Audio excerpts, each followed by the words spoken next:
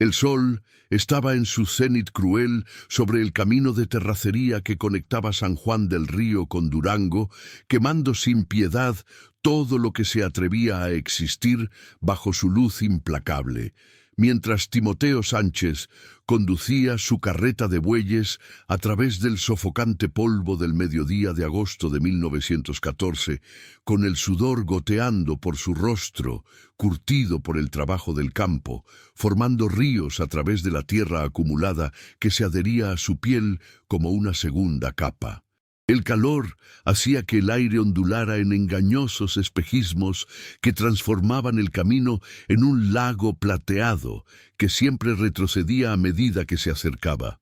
Y los únicos sonidos eran el rítmico crujido de las ruedas de madera de la carreta, la respiración pesada y el ocasional mugido bajo de los dos viejos bueyes que tiraban de la carga, y el constante zumbido de las moscas que rodeaba a los animales en una nube irritante que nunca los dejaba en paz.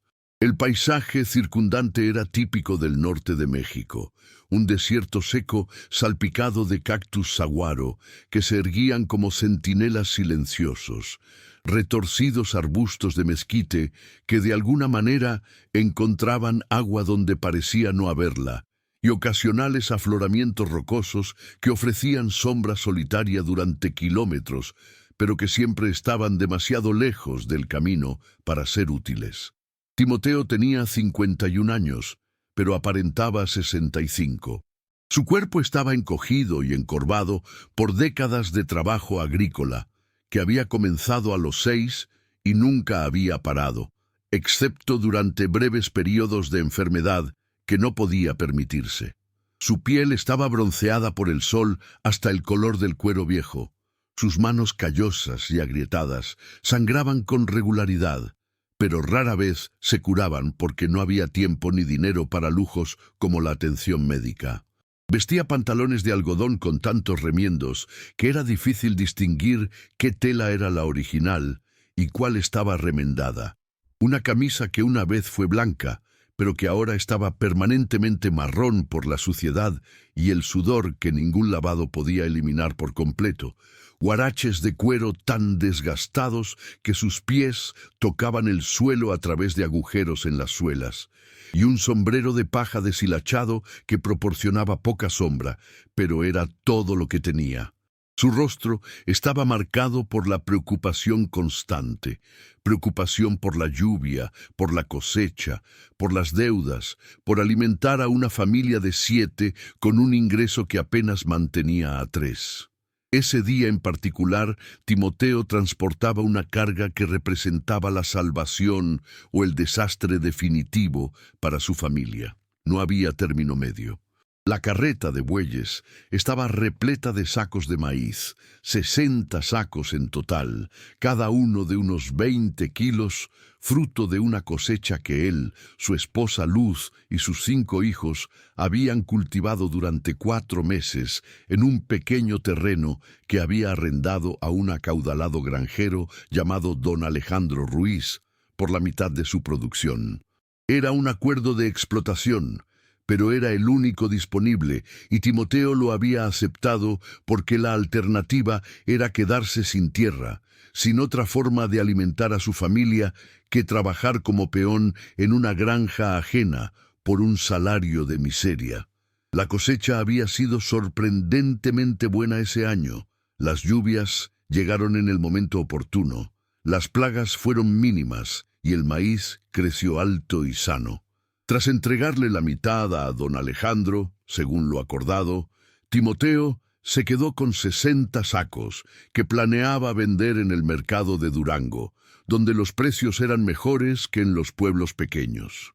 El dinero de la venta, que había calculado y recalculado cientos de veces, sería suficiente para saldar las deudas acumuladas con un comerciante local, comprar semillas para la siguiente siembra, y tal vez incluso tener algo de dinero sobrante para arreglar el techo de su casa, que tenía tantas goteras que la mitad del interior se empapaba cuando llovía. Pero había una complicación. Don Alejandro había dicho que quería comprar los 60 costales restantes por un precio que él mismo determinaría, ejerciendo en esencia un derecho de preferencia que no estaba en el acuerdo original, pero que un hombre poderoso como él podía imponer mediante amenazas implícitas de renovar el contrato de arrendamiento para el año siguiente. El precio que don Alejandro ofreció era un insulto evidente, la mitad de lo que Timoteo podría conseguir en Durango. Aceptar significaría no poder pagar las deudas, no tener dinero para las semillas, lo que prácticamente garantizaba que el año siguiente sería aún peor. Negarse significaba arriesgarse a perder el acceso a la tierra por completo, lo que sería una lenta sentencia de muerte para una familia sin otras fuentes de ingresos. Timoteo, en un momento de desesperada valentía que lo sorprendió incluso a él mismo, se negó. Se despertó antes del amanecer, cargó el coche en silencio mientras su familia dormía, porque no quería que vieran el miedo en sus ojos, y partió hacia Durango antes de que don Alejandro se enterara y enviara secuaces a interceptarlo. Era una apuesta arriesgada. Si lograba vender en Durango y regresar antes de que don Alejandro se enterara, podría presentar la venta como un hecho consumado y tal vez, solo tal vez, el agricultor aceptaría, ya que causar problemas después no le permitiría recuperar el maíz. Pero si lo interceptaban en el camino, o si don Alejandro decidía darlo un ejemplo, Timoteo prefería no pensar en esas posibilidades. Estaba a unos 15 kilómetros de San Juan del Río y a 20 de Durango, prácticamente en el punto más aislado y vulnerable del viaje, cuando vio aparecer jinetes en el horizonte tras él. Al principio eran solo manchas oscuras que ondulaban en el espejismo del calor, pero al acercarse rápidamente, mucho más rápido que una carreta de bueyes, contó unos 15 hombres a caballo y se le encogió el corazón. Podrían ser los secuaces de don Alejandro, podrían ser bandidos comunes, podrían ser federales o revolucionarios. Ninguna opción era buena para un campesino solitario con una valiosa carga en medio del desierto. Timoteo consideró brevemente abandonar el carro y huir, pero ¿a dónde? El desierto se extendía en todas direcciones sin ningún escondite, y ya no era lo suficientemente joven como para huir a pie de los hombres montados. Consideró intentar acelerar a los bueyes, pero los viejos animales ya arrastraban cargas pesadas en el calor brutal y no tenían velocidad extra que dar, así que hizo lo único que podía hacer. Siguió avanzando a la misma velocidad constante y rezó para que los jinetes simplemente pasaran sin detenerse, pero por supuesto se detuvieron. Rodearon la carreta de bueyes en una formación claramente militar o paramilitar, con el polvo levantado por los caballos envolviéndolo todo en una nube sofocante. Cuando el polvo empezó a asentarse, Timoteo pudo ver claramente a los jinetes. Revolucionarios, probablemente villanos por la calidad de sus armas y su aire de brutal confianza. Y en el centro del grupo, montado en un magnífico semental negro que parecía robado a un general federal o a un ranchero muy rico, estaba un hombre al que Timoteo reconoció al instante, aunque nunca lo había conocido personalmente: Pancho Villa. El centauro del norte era inconfundible.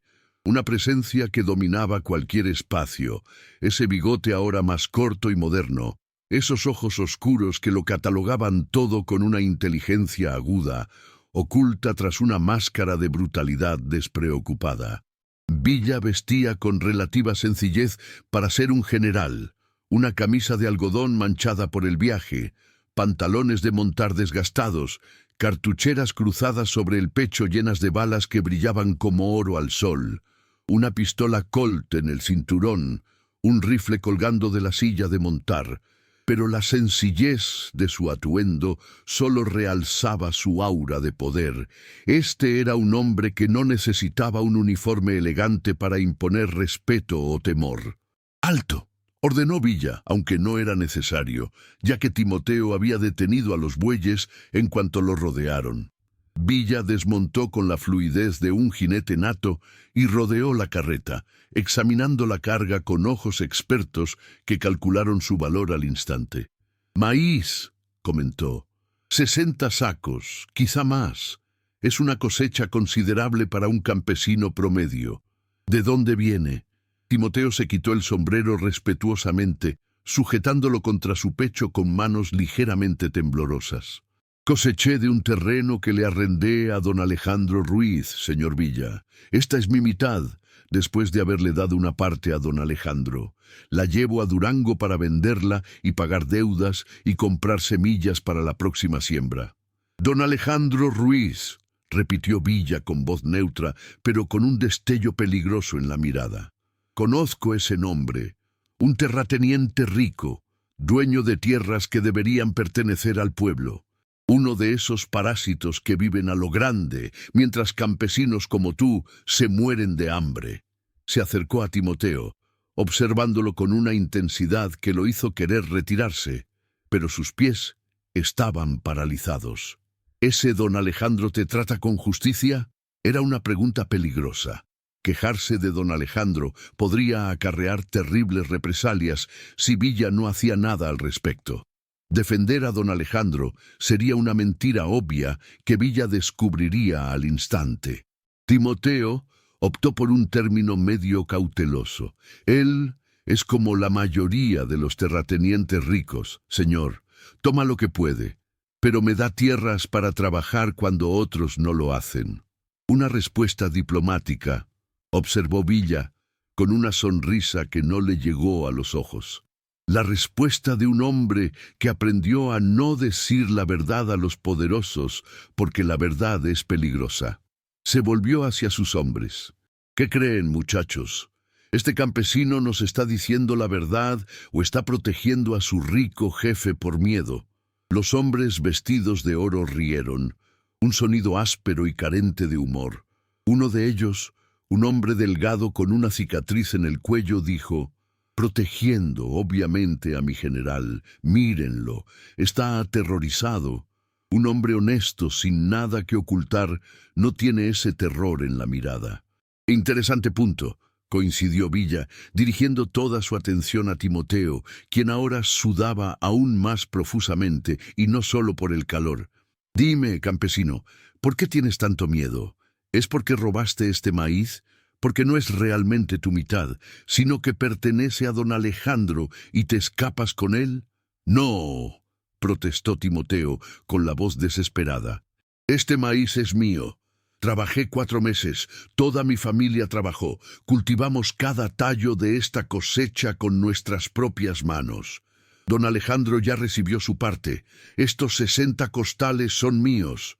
Y aún así corres como un ladrón en la noche, observó Villa, partiendo antes del amanecer, moviéndote tan rápido como te permiten estos viejos bueyes, mirando constantemente hacia atrás, como si esperaras ser perseguido. ¿Por qué? Si el maíz es tuyo por derecho, ¿por qué la prisa y el miedo? Timoteo se dio cuenta de que Villa había interpretado la situación a la perfección, había descubierto todas las mentiras y evasivas educadas. No tenía sentido seguir fingiendo. Porque don Alejandro quería comprar estos 60 costales a mitad del precio de mercado. Me negué. Él no está acostumbrado a que lo rechacen. Así que intento venderlos en Durango antes de que pueda detenerme. Ah, exclamó Villa con genuina satisfacción en la voz. Ahora tenemos la verdad. Un campesino con carácter. Es raro verlo. La mayoría simplemente se inclina y acepta las migajas de un jefe rico. Rodeó a Timoteo lentamente, como un depredador que evalúa a su presa. Pero tener carácter tiene un precio, ¿no? Ahora don Alejandro querrá darte un ejemplo. Te quitará tus tierras, tal vez queme tu casa, o algo peor. Y aún así, tomaste esa valiente decisión. ¿Por qué? Porque sin el dinero de esta venta no podremos sobrevivir el año que viene, respondió Timoteo, armándose de valor en la desesperación.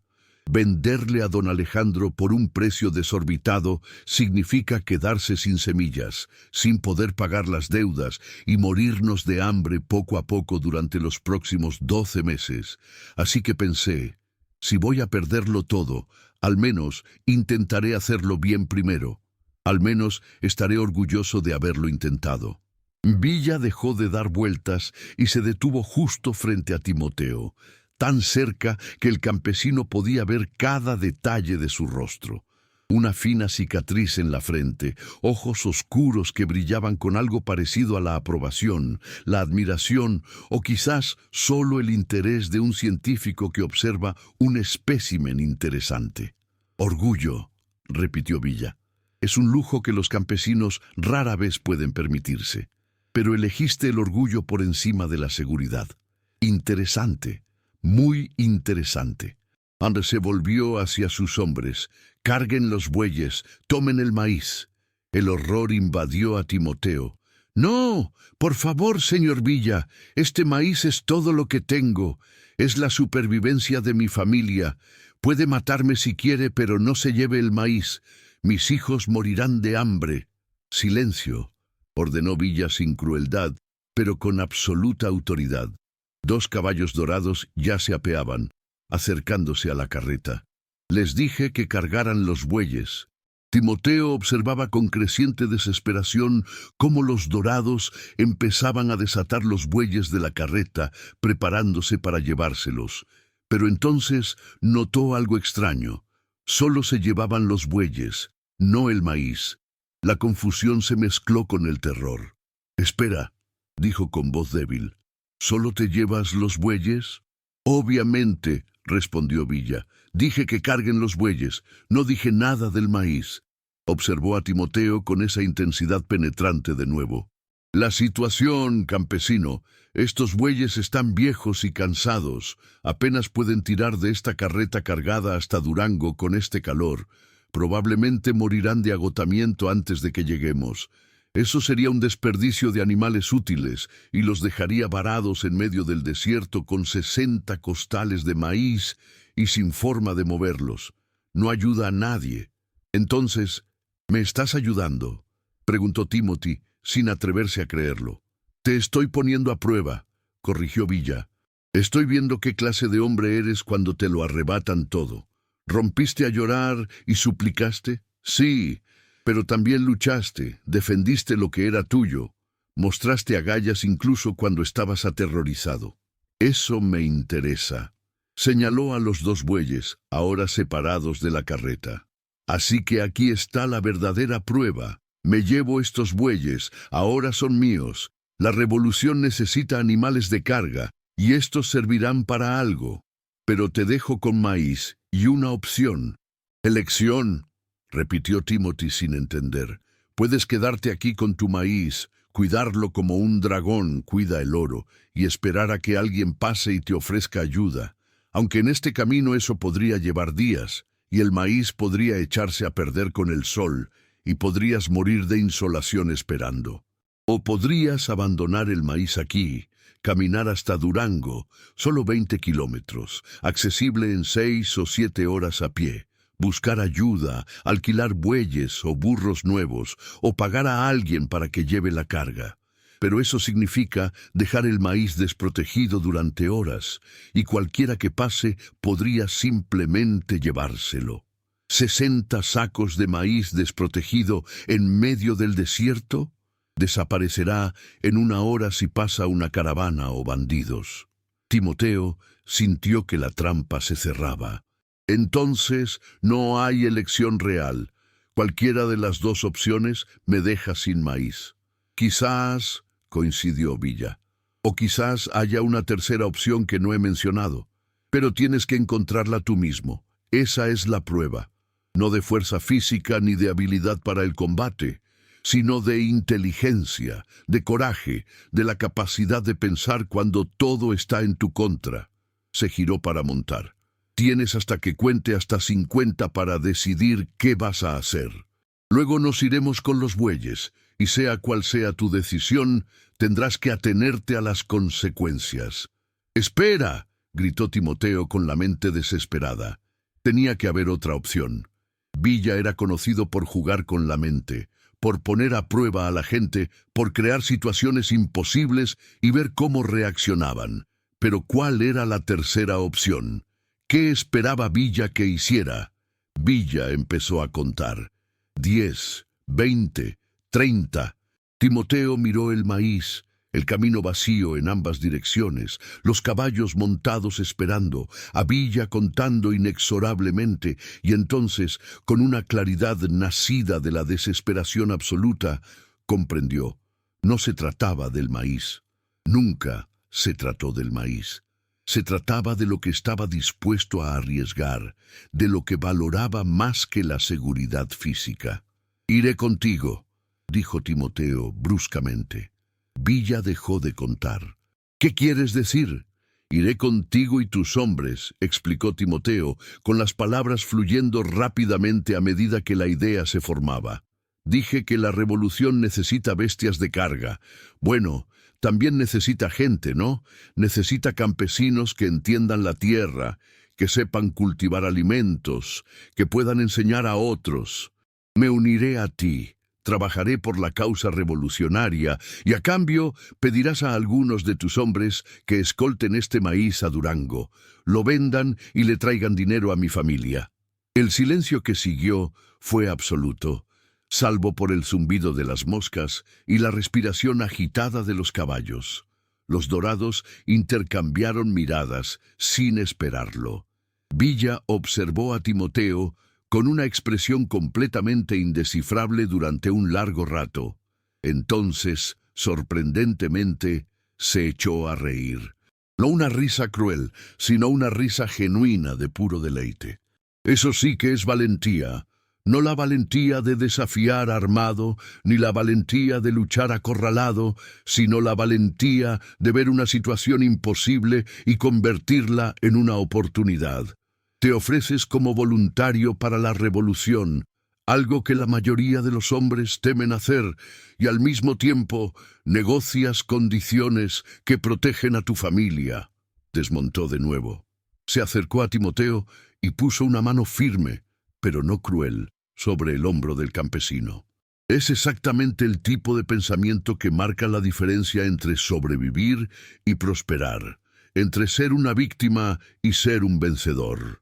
«Entonces, ¿aceptas?», preguntó Timothy, apenas atreviéndose a tener esperanza. «Acepto parte de eso», dijo Villa. «Acepto que tienes verdadero coraje, no solo bravuconería. Acepto que piensas rápido bajo presión. Pero no te voy a separar de tu familia. No te voy a obligar a unirte a la revolución cuando tienes hijos que dependen de ti para sobrevivir. Eso sería reclutamiento forzoso, y no hago eso con hombres que demuestran verdadero carácter». Se volvió hacia sus hombres. «Robles, García, ustedes dos van a escoltar esta carreta de maíz a Durango. La van a vender al mejor precio posible. Van a devolverle el 50% del dinero a la familia de este hombre en...» Miró a Timoteo.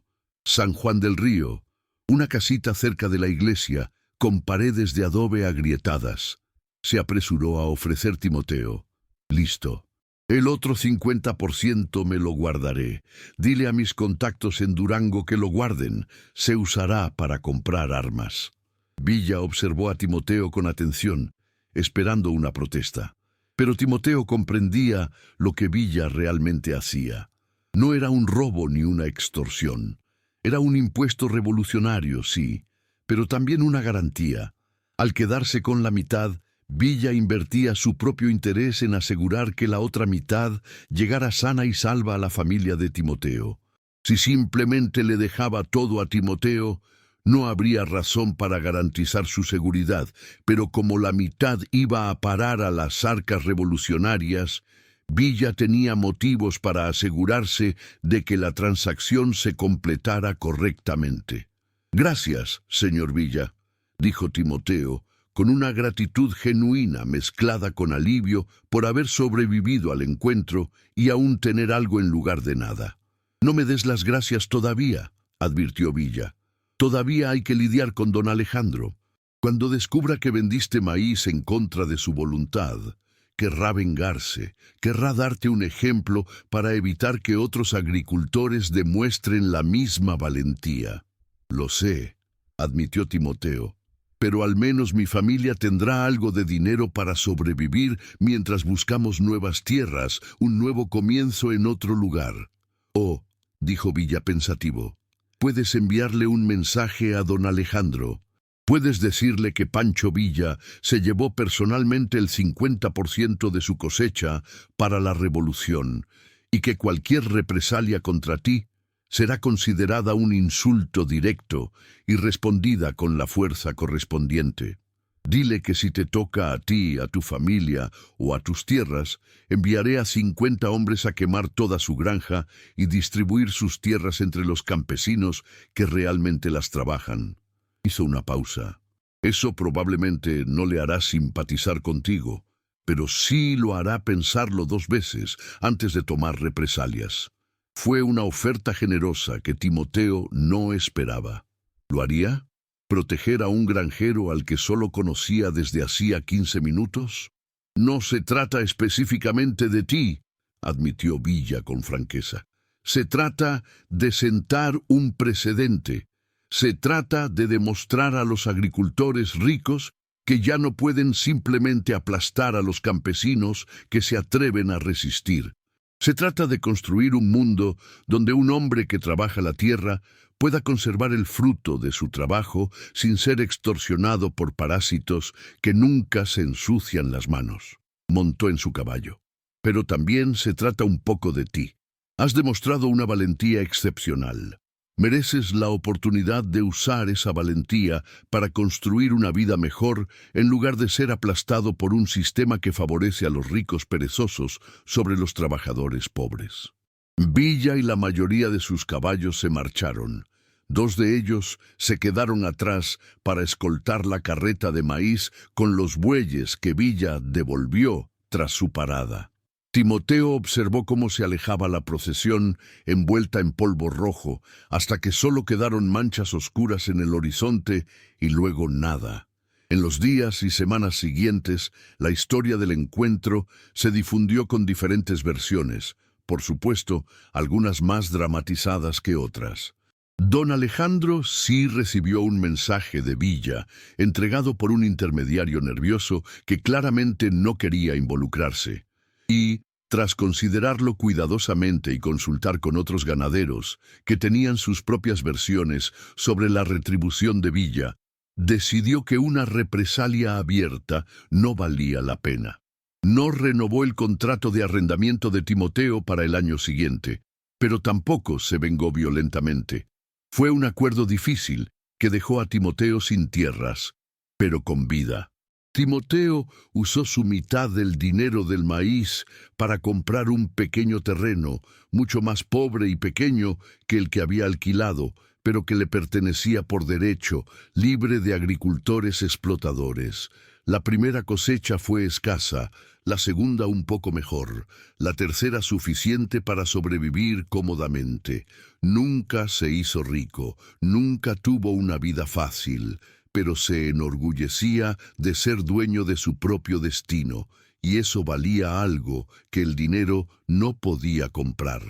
Años después, tras el fin de la revolución y la muerte de Villa, Timoteo contaba ocasionalmente historias sobre el día en que el Centauro del Norte detuvo su carreta de bueyes solo para poner a prueba su valentía. Sus hijos, ya adultos, le preguntaban si tenía miedo, si creía que iba a morir. Él admitió que sí, que estaba aterrorizado. Pero también tenía algo más, una sensación de estar vivo de una forma que rara vez experimentaba, de estar en un momento donde las decisiones realmente importaban, donde el verdadero carácter se revelaba no con palabras, sino con acciones bajo presión. Villa no intentaba hacerme daño, explicó Timoteo. Intentaba ver de qué estaba hecho, si me derrumbaría o me mantendría firme, si solo tenía miedo o también tenía agallas.